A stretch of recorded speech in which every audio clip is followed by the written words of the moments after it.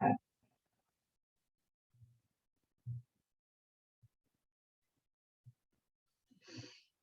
good afternoon to all who are here this morning waiting for the start of this webinar.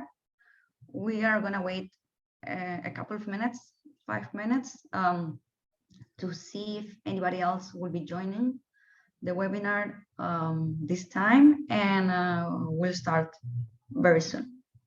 Thanks.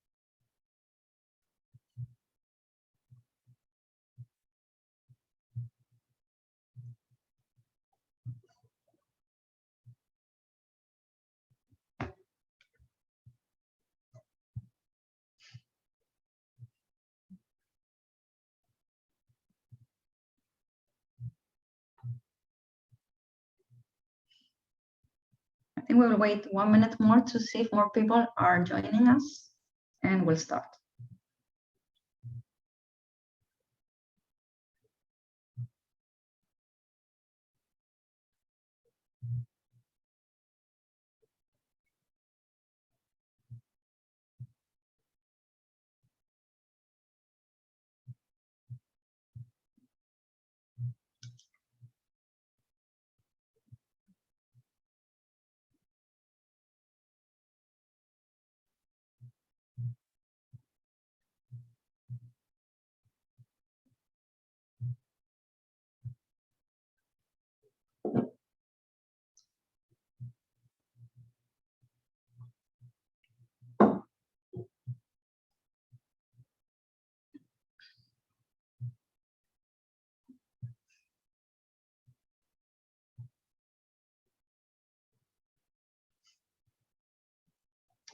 Okay, I think I will start. So again, good afternoon to all of the people here that are this afternoon waiting for the start of the webinar. My name is Carolina Soto. I am the commercial director of Mont Group, and this afternoon I will talk to you about the tools for the management of water resources in a scenario of water scarcity in Chile. So as part of the MON Group Environment Department, we come to respond to a need at the country level that enhances and strengthens the management of environmental regulations within the productive sectors in order to responding to the environmental needs that have been felt more frequently in daily life.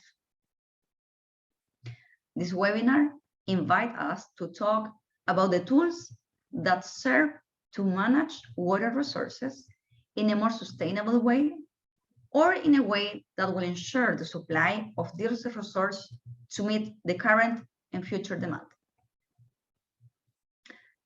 In this presentation, I am going to address 5 main axes. I am going to start by doing an analysis of the current water scenario, both globally and nationally, to continue with an analysis of the legal framework that surrounds the management of water resources in Chile. Then, I am going to make an analysis of the approach of the basin as a geographical unit for the management of the resource. After that, I am going to analyze later the reform project that is currently in process that comes to modify the current water code, and to finish, making a small evaluation of the challenges that arise in the framework of the constitutional discussion that is currently taking place, and that should include, as a most relevant point, the management of water resources and universal access to the resource, both of the productive sectors and the assurance of this for human consumption and sanitation requirements. In case you have questions during the presentation, please write them down in the chat or in the Q&A sector, and those will be answered later on by the end of the presentation. Thanks. Okay, to begin, I would like to mention that today and for everyone, it is very common to hear about concepts such as water scarcity or water deficit, concepts that people already understand in their daily lives. And that unfortunately, today this discussion becomes important since we are in a state of advance of climate change and a stress on water resources and aquifers, in which we are already feeling the effects brought about it by the deterioration of natural resources and ecosystems that are involved in the water management. In this sense, it must be emphasized that currently, most of the aquifers of the territories in the world are in a state of scarcity or reduction of their availability, both for the development of productive activities, but the availability of the resources is also put at risk for the supply of drinking water and sanitation. Currently, if we refer to this image that I represent here, we can see here, we can see that the difference between the availability of the resources versus the amount of population that introduced the concept of demand for the resource is in a complete unevenness, since there are parts, like we can see in the part of North and Latin America, in which the amount of population is in an equilibrium where there is more water resource compared to the numbers of people. This is a forecast between now and 2050 that will tend to change, since the global growth of the population is estimated and will bring with it an increased pressure from the demand for water resources, which is also associated with the need to satisfy food needs to once again satisfy this population growth. So the demand increased, but not so the efforts by the decision makers of the different governments with greater weight worldwide, and we are in a state in which we are not being able to respond with actions that come to support the need to manage a resource that is currently limited and where the pressures on it are increasing each time.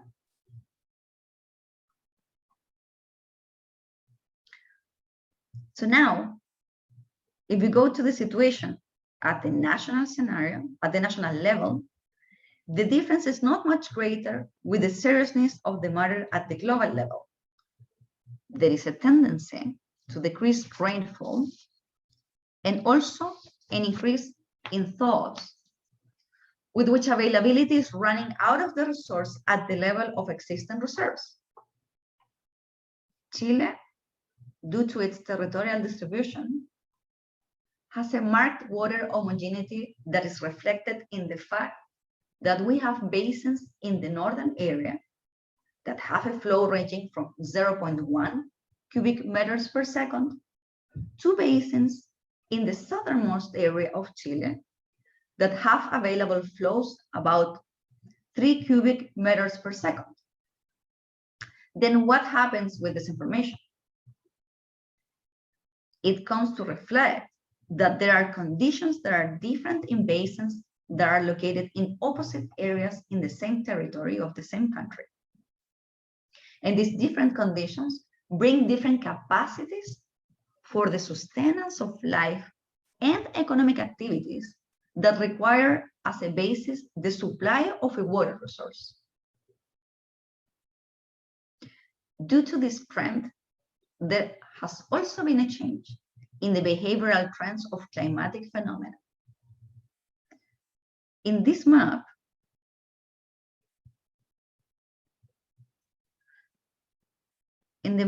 at the right side of the screen, we can see that this variation has been reflected mainly in the change that the distribution of rainfall has had, so that if we see towards of the north, there is an increasing trend, and towards the south, there is a decreasing trend, which if evaluated considering the historical trends of water availability or frequency of this phenomena in these territories, it is not a surprise for anyone to realize that we have a lack of control or climate change that has been expressed in this type of effect.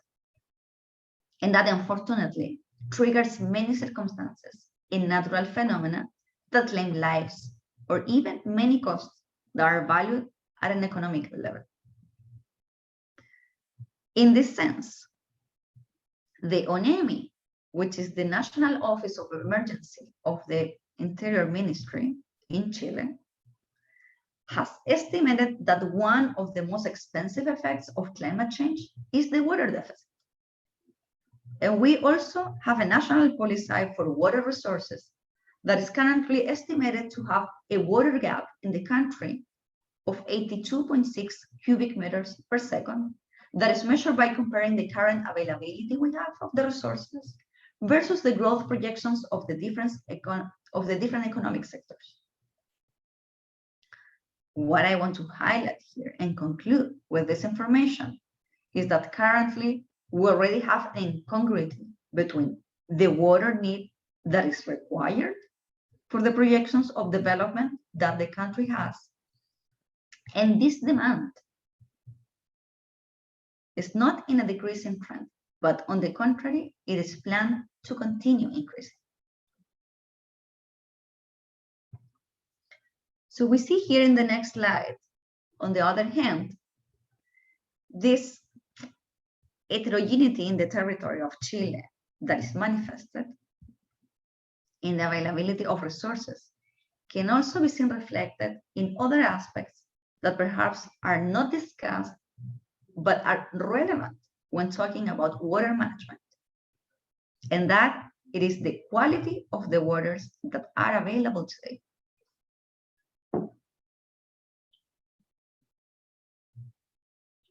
If we see this map, we can see that there is a tendency to find a worse quality of the resource towards the north, and on the contrary, again, there is a better quality of the resources located towards the most extreme areas of the country.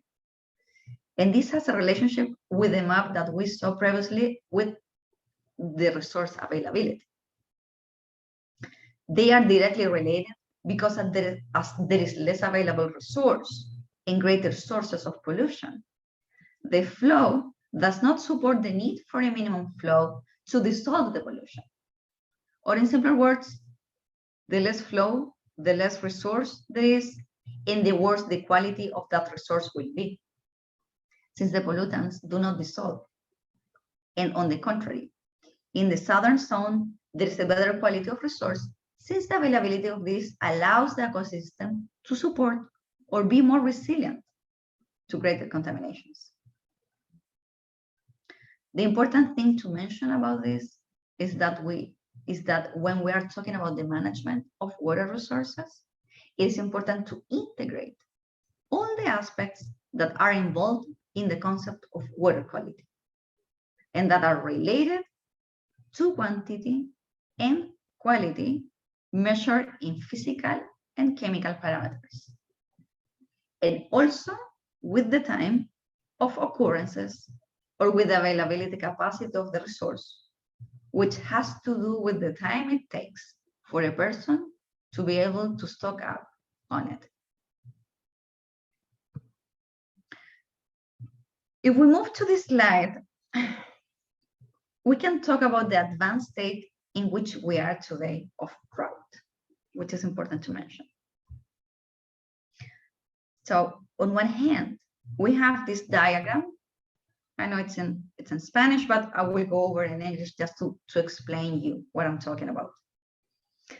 On one hand, we have this diagram that shows us that there are different phases of drought. And at the same time, these stages are directly related to the length of time they will have these effects on those who will receive the impact. So we see that the more advanced the state of the drought, the longer the duration of this state of stress will also be. We can see here that the first phase of the drought that is always evident has to do with a deviation of climatological factors that, as I mentioned above, is mainly evidenced in a decrease or an increase in rainfall. And that has a duration that is less in terms of temporality, that it can also be caused by natural cycles of the environment.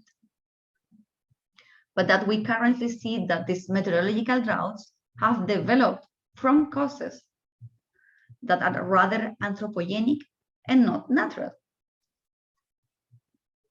A second state of this drought is when the effects are perceived at the ground and subsoil level, for example, with a decrease in its humidity or a decrease in the biomass available in the different layers of the soil, and which is directly reflected in economic losses for the agricultural sector, for example.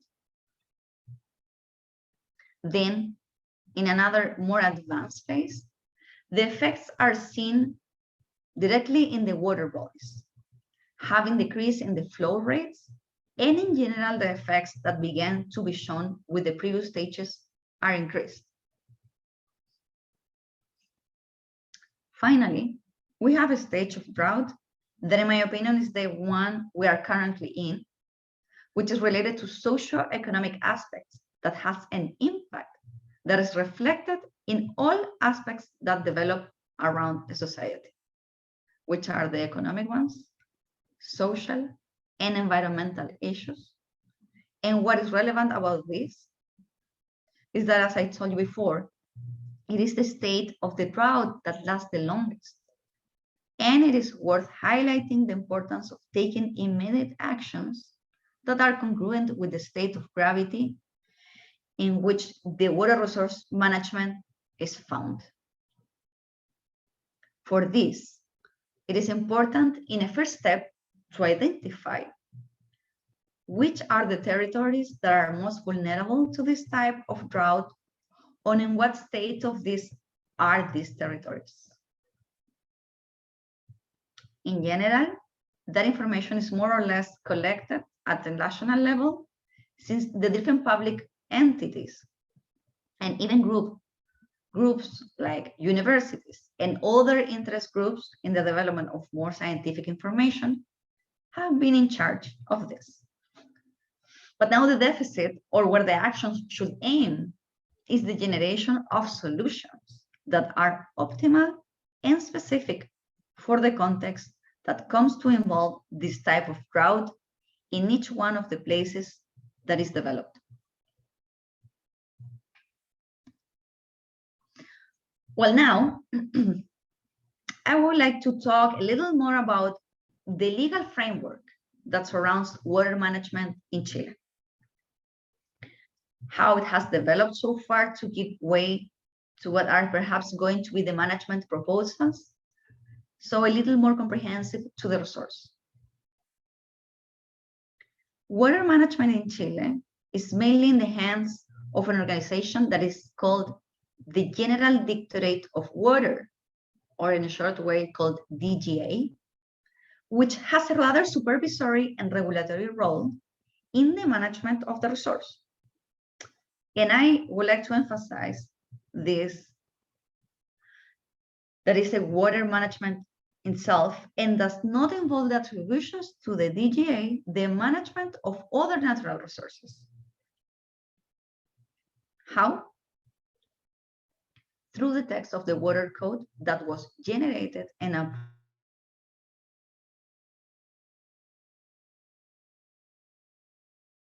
in 1981.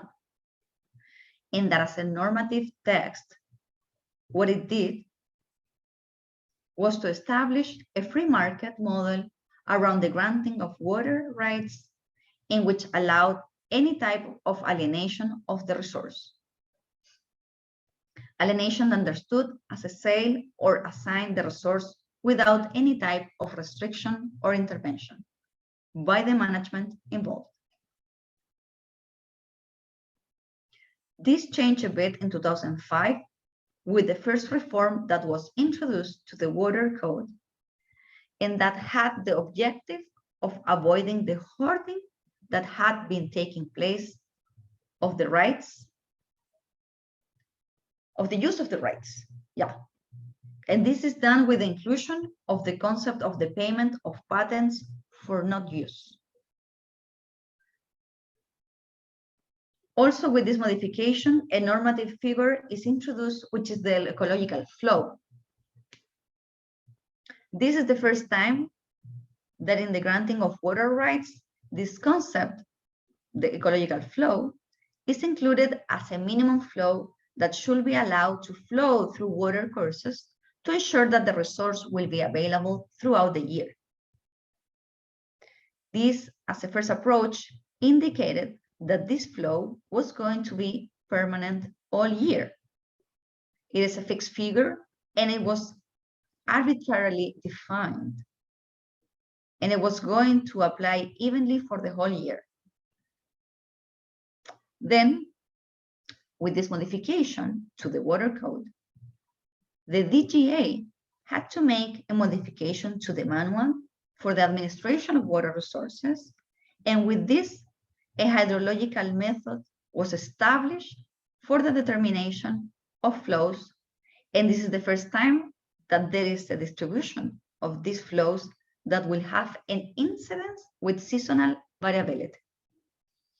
So it is no longer a value that will be fixed for the whole year, but will vary depending on the season.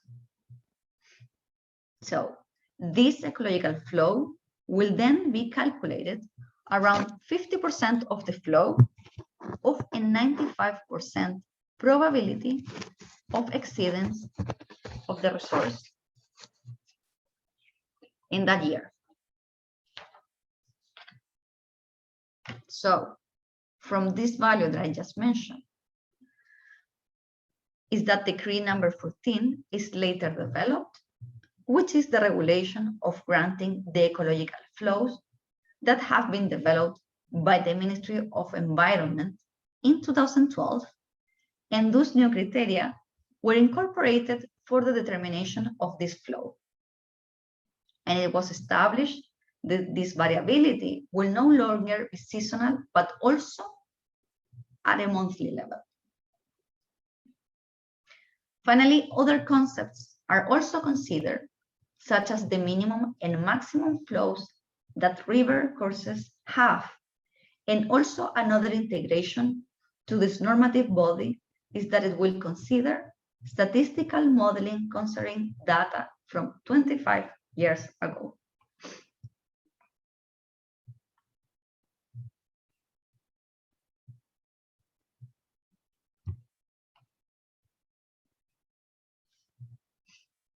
So, if we see it graphically here in this slide, here the blue part represents this value from which the ecological flows will be determined. And I would like to emphasize that currently the distribution regulation of ecological channels determines different scenarios. But the most common is this value, the one that I just gave you. The use of 50% of the excess flow with 95% is allowed. The first modification to the water code had a distribution of an ecological flow that was going to be even for the whole year. Then, in 2008, the manual established that this distribution was going to be seasonal. And finally, with the advancement of the regulation generated by the Minister of Environment, we have a flow distribution that is monthly. What it happens is that generally criticisms of the distribution model of ecological flows continues in Chile. Mainly, there is a lack of a criteria of equality before the law of users, since there are all users who do not have the obligation to respect these ecological flows. And in practice, it has also been seen in several cases that the DGA has granted the right to use subject to ecological flows that are different for the same stretch of river or the same catchment source. So the first criticism is that there should be guarantees that allow all users have equal charges or an equal distribution of charges or negative externalities. And with this, the principle of equality of the law will then be respected, which is also stipulated in the General Environmental Basis Law. On the other hand, another of the criticisms that have also been made to these models is that the ecological flow should not be a figure attributed to each of the users, but should be a minimum that was ecological flow, should not be a figure attributed to each of the users. Excuse me. Should be a minimum that was determined considering the characteristics of the channel and of that water system, and that in the same way it is a value assigned to the source, but not to the users. Yeah.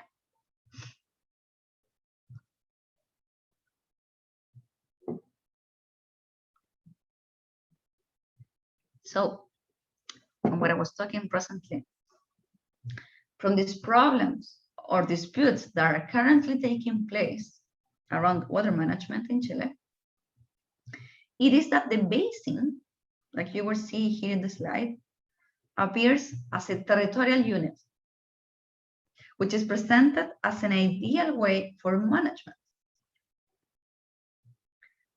This is not a new concept, or it's not an approach that has been developed recently, but rather that it has been discussed more or less from the 80s, and if not, maybe since before.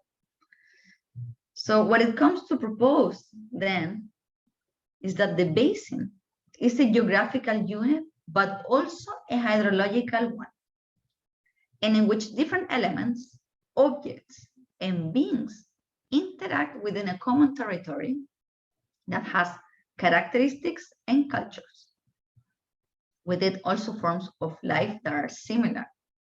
And therefore, in this basin, by enabling and integrating elements that are anthropogenic, but also natural, It is proposed as one of the most ideal natural units for the organization and conservation of the environment, and with it, also the water resource. Also, there is a relationship that is allowed within the basin between land use and water use, because it happens that each of the actions carried out upstream will always have an impact downstream. And with this, it also on the different sources of objects of protection that have been defined. So what happens with this approach, or because if it is not a concept developed recently, why has its implementation as a management unit been so difficult? And this happened for a practical reason. Watershed that is determined from the surface waters that are discharged towards the same common hydrological channel. And then this limit that divides the basin does not fit or usually does not coincide with the administrative and or geographical limits that are defined in the body's normative. So this means that the limit or the watershed divide does not normally coincide with the communal or regional divisions that are the units that are currently defined as for the management and from which the different institutions or services are created in charge of the administration of water resources and decision-making within this territorial unit. So this is one of the first problems that arise to establish the basin as a management model.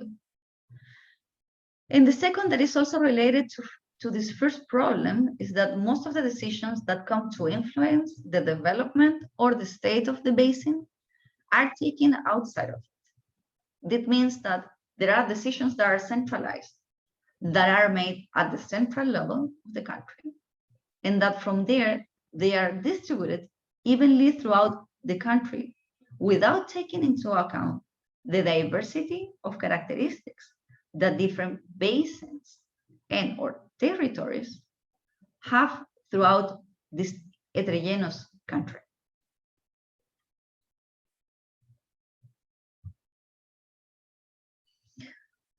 But let's talk here about what is being proposed and what are the trends in the approach to water resource management.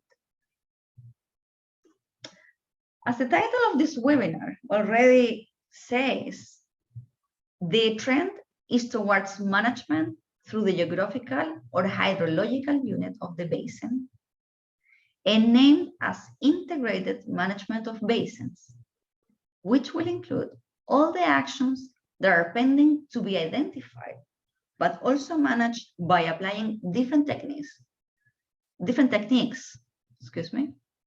to solve certain problems that occur within the basin and that have been caused by the deterioration or misuse of natural resources in it. So then this integrated management allows generating an ecosystem or global look at the element that they are found within it. It also makes it possible to relate or evaluate the interrelationships that occur within them between the identified objects. On the other hand, it is important to mention that there is a new and comprehensive look at integrated watershed management, but that broadens the management not only to water resources, but also to a look at the management of all water resources. And what is postulated, it is the integrated environmental management based on watersheds. It is a different objective, not only to ensure access to water resources, but also to ensure, manage, and conserve natural resources globally. And with this, also of course, seeks to increase the resilience of the territories and thereby protect or ensure viability of the resource in the future. On the other hand, we also have water management, which is the type of system that is given by the regulatory framework that exists actually here in Chile, and that is mainly focused on the management of the resource only, where we find two scenarios. One is it's a scenario of a multi-sectoral management that aims to control negative externalities involved in the distribution of the resource, and that involves different actors, private and public actors. This discussion asks only about having a distribution of the resource in the control of its externalities, but not on the negative effects that are related to the availability of water. And on the other hand, there is a view that is rather sectoral and in which the approach is even more biased only to the use and exploitation of the resource for productive purposes or for essential purposes, and of all ways are exempted from the protection or management of these associated resources.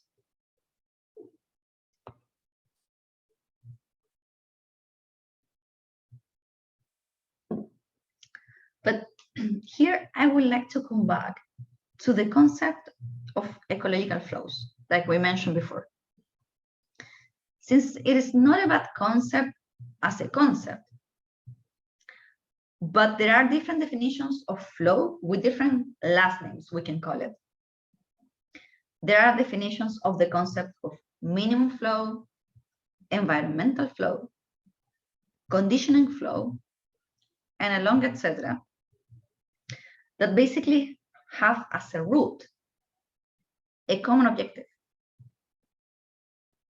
And this one is to attribute to the river or the body of water under evaluation a minimum amount of resource for its subsistence, but they have different conservation or protection approaches. The ecological flow that is currently determined here in Chile was more in line with the definition of a minimum ecological flow, since it allows to maintain life in the river, but is a direct and rather arbitrary calculation, because it does not take into account its own characteristics or the different flows that a water course has throughout the year or the seasons. On the other hand, the ecological flow, or the concept that comes to be presented from the scientific communities, it is a slightly more comprehensive one that aims not only to preserve the resource, but also to conserve the ecosystem that are associated.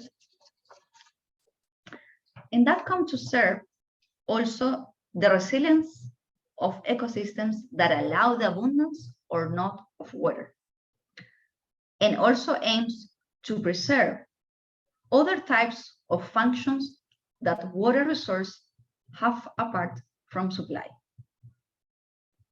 but also functions such as the dissolution of pollutants, the recharge of aquifers, and others that also have only landscaping purposes. If we look here, and if you remember the previous diagram, there is respect for the differences in floods or decrease in river flow. There is also an ecological flow that is distributed monthly, and this ecological flow respects or delivers the excess so that it can be extracted for economic or sanitation or human use purposes.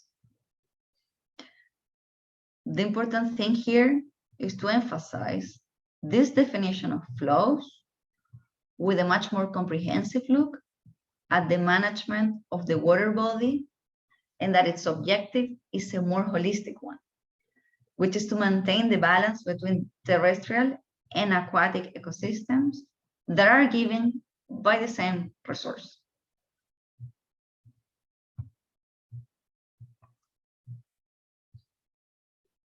So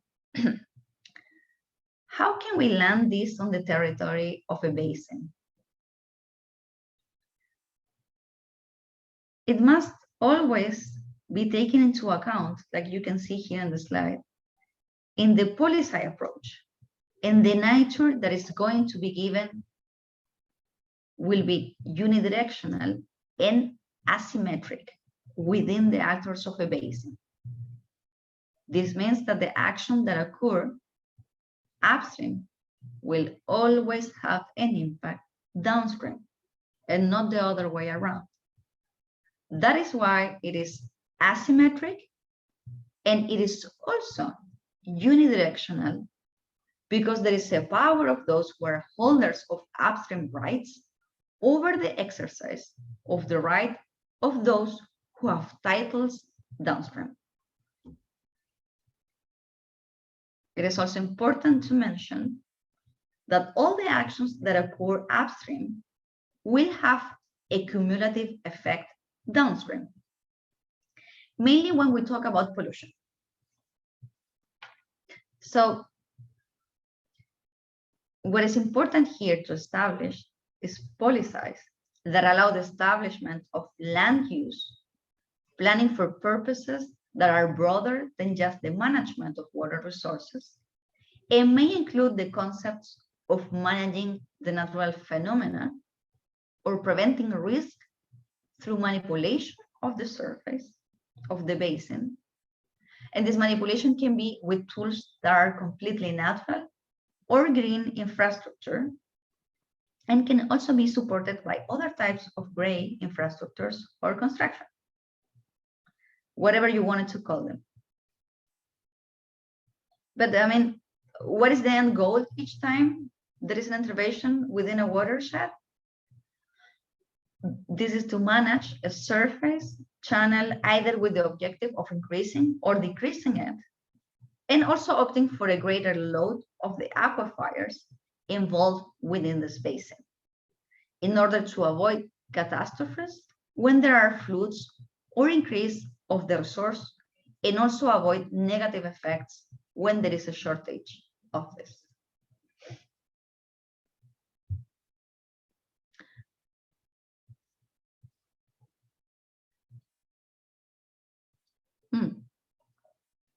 Here in this slide, I have a few examples of forms of water resource management with different objectives.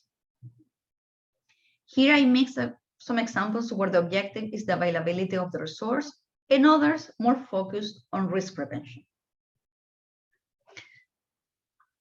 The first image reflects a situation that occurs frequently, and if we recall 2 to 3 months ago, a scene like this was seen in Germany due to the complete flooding of a town, and it would look like this on a satellite. It is the location of different communities in areas that are historically part of the channel or the path that the water bodies travel. Then, in what way can territorial planning help us? In this specific case, there is an evaluation regarding which area it is possible to locate the flood zone that is going to have this water course, because it will have it either upstream or downstream.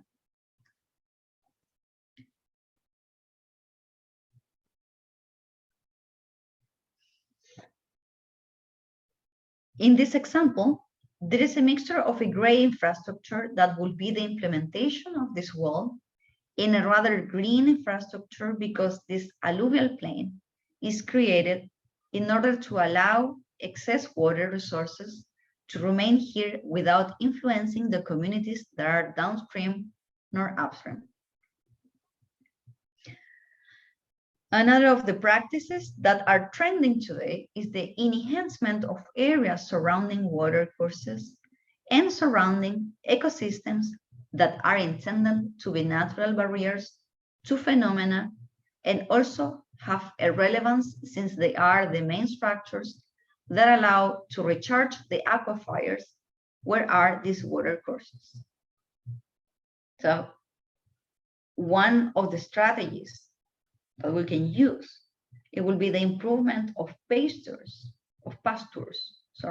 is the improvement of pastures, and specifically, there is an ecosystem that has been well mentioned lately, which is the wetlands, and that as an ecosystem service gives the ability to control or retain constant water. They retain water surpluses also when there are increasing inflows. And for agricultural purposes, they are very positive since they are characterized by being a type of forage or vegetation that is always green. Therefore, it serves as forage at all times of the year.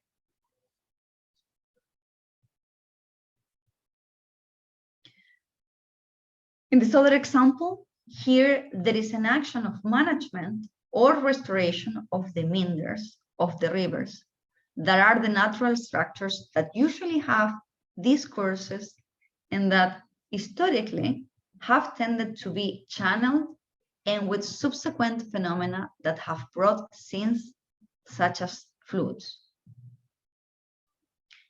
The current trend is to reconstitute these natural meanders that rivers have to allow the channels to restore their natural physical characteristics, such as the speed of the channels and also the ability to reduce sedimentary carryover.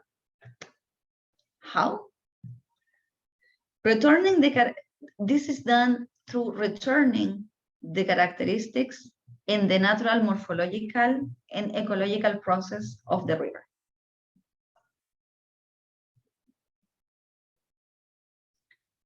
And finally, as an example, I wanted to put the restoration or regeneration of peatlands, which are particularly very important ecosystems since they concentrate the largest amount of organic carbon on the planet, despite covering only 3% of the terrestrial territory and apart from having characteristics of potential infiltration and the recharge of aquifers, have an important effect in enhancing the greenhouse effect when they are not managed correctly. So they tend to dry out because this organic carbon that has accumulated for years, when the peatlands dry out, begin to be released in the form of greenhouse effect. Therefore, a non-maintenance or non-management of this ecosystem is also a negative effect, not only in water management, but it will also help to enhance a climate change effect that we currently do not want.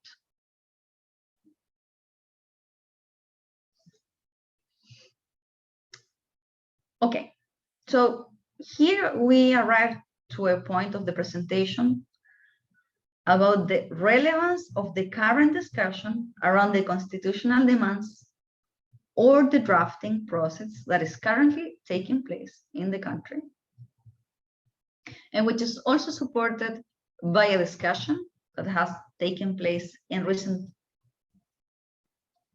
months in the Senate regarding the reform of the water code, and whose history is a bill that was entered in March 2011, but more than 10 years ago.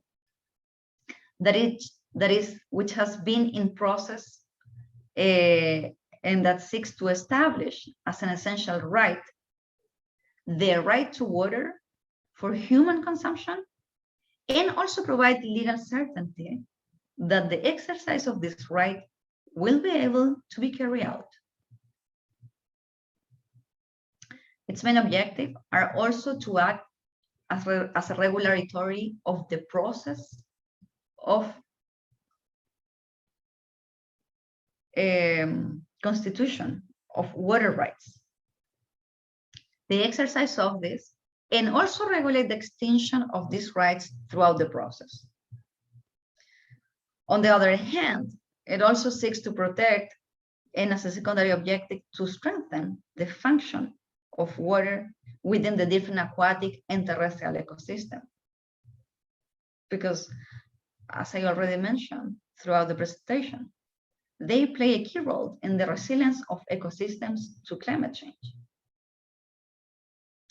Like you will see here at the left side of the presentation, I left below a recommended reading on this bill that makes a brief analysis of what are the topics of the discussion that have currently taken place in the Senate, and that will direct or give a preliminary alert on what will be the topics of the Senate constitutional discussion that is going to be given to this resource, since I mentioned it is a demand that has been raised from the different territories of Chile. And the approach of the management of watershed management has an important relevance. So much that even the presidential candidates are proposing as a management model for water resources, and also as a management model for natural resources in general. Personally, I believe that this is an absolutely necessary reform that preliminarily established certain guidelines that have to be finally ratified with the drafting of the constitutional body. But as a discussion, it is relevant since it reveals demands that are taking place throughout all of the territory in Chile.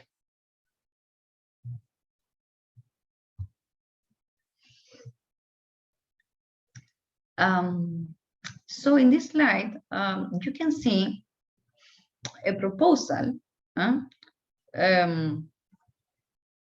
which I know is in Spanish, but I'm going to explain you throughout the presentation what this proposal talks about.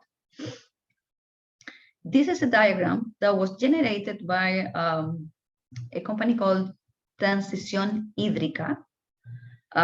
This is an organization that seeks to propose different actions or forms of remediation and management for the current scenario of water resources, and that raises 4 main points that should be integrated into the discussion of the process of granting the right of water.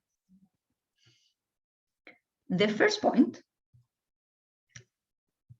talks about the management and institutional framework of water. This one seeks to recognize that there is a process of change around the management of the resource, and that conditions have to be developed that allow achieving water security through the strengthening of institutions at the central level, but also at the local level, since at the end of the day, it is the local government that carry out the implementation of the actions in the territories. And it is also important within this management and institutional framework of water, if it is taken as a management system, the one that has a recognition of the basin as the management unit, and also to have a recognition of the functions that it fulfills around the economic, social, and environmental development of a territory. Second, the other important point that we can see there in green is the conservation and protection of water systems and associated and relevant ecosystem in the attribution or increase of the resilience of ecosystems due to their particular ecosystem services, such as the regulation of surface water flows, purification of the quality of the waters, and the long, etc. I mean, we could speak in an entire webinar only about the ecosystem services. On the other hand, and in number 3, in orange, we can talk about the strategic use of the resource that comes to raise the need for the implementation of strategies or policies that will promote environmental education in a change of consciousness that is important in the context of change or reform that is taking place in this moment in Chile and in the world. It's also relevant at this point of efficiency and strategic use of the resource that there will be a new regulation on the rights of use. Since currently in practice, there is the granting of more flow than is actually available in the basins. And finally, in the purple color at the bottom, there is the 4th point, which is the migration and incorporation of new source of water. From now on, policies must be generated that come in favor of allowing a transition from dependence only on the available water resource in surface or underground bodies of water. It is necessary to generate an institutional framework, financing, and the enabling of systems that are multi-purpose, that allow a decoupling of the waters that are going to be used for purely productive purposes and the waters that are going to be delivered for human use and sanitation.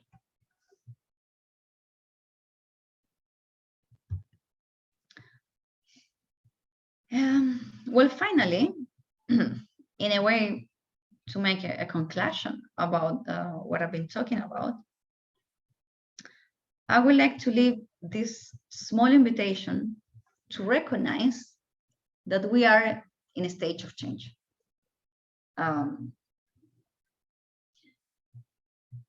It's important to be able to adapt to this stage through a recognition and management of the different threats and level of exposure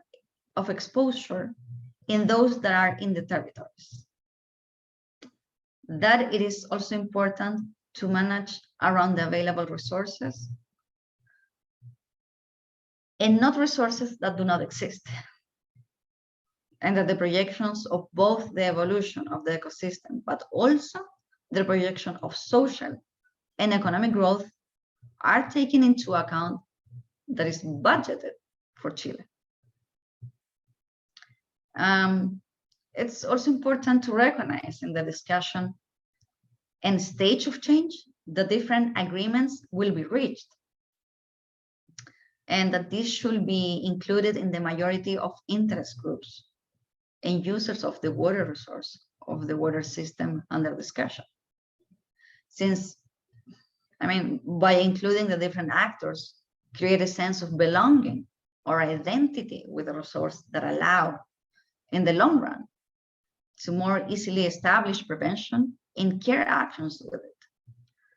And also to recognize or involve these actors in the discussion and decision-making will allow long-term conflicts to be generated by the different uses in the territory. It's also important to mention that the identities of the territories are respected, regardless of the process or the tools for the granting of rights, since all the basins in Chile have different natural, physical, and chemical characteristics, and with them also the territories and the communities that are located within it.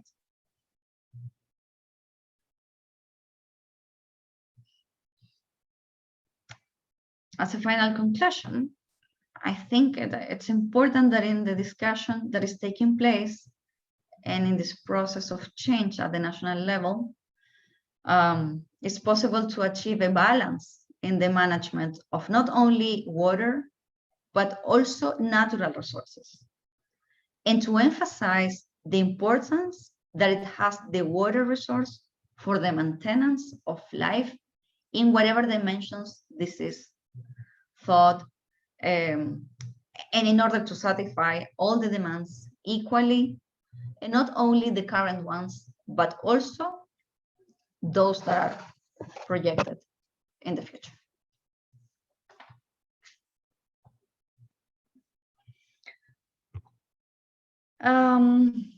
Finally, I would like to thank you for attending this webinar. I hope you enjoyed the presentation.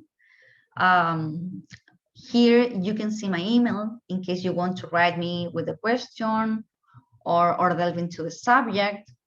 The presentation will be recorded and sent to you later in order to follow up with you. And we'll see if you have any questions. We'll have a look about what I find here. I can see a question from you, John. So we'll try my best to answer here. The question says the following. Climate change has been affecting high Andes glaciers, advancing normal melt rates and changing the downstream hydrology significantly. Yes. I am more familiar with this on the Argentina side. Does Chile have a concept in place to deal with this? It is important.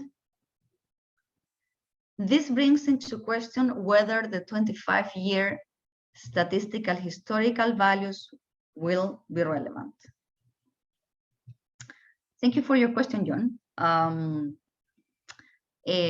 What I can say to you is that it is important. Right now, what you are mentioning, it's a law project at the Congress waiting to be passed as a definite law. The project consider a stricter prohibition to do activities in near areas or in areas where glaciers are located. So this is something that, like I say, we're working on a way to pass this law. So yeah, this is something we are taking as a action at the country level. Yes. So thank you for your question, John. Let me see if there's anything else here. Any other questions? We'll see in the chat.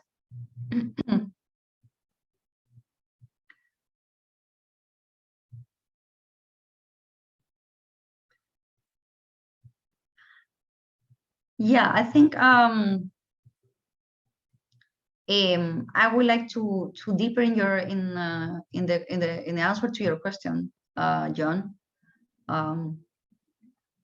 I have my colleagues that here are supporting me with this answer. So they would like to add as well that the law project has problems or resistance for economical sectors because it can be an obstacle for mining projects or for the development of the mines. So we think that law project will take a few years more in obtain. Will take a more few years in order to obtain a full approval in both chambers at the Congress. So yeah, I mean, we're working on it, but this is not something that's going to be approved right away. It's going to take some time to approve that. Also, the law project considered an inventory of the glaciers to protect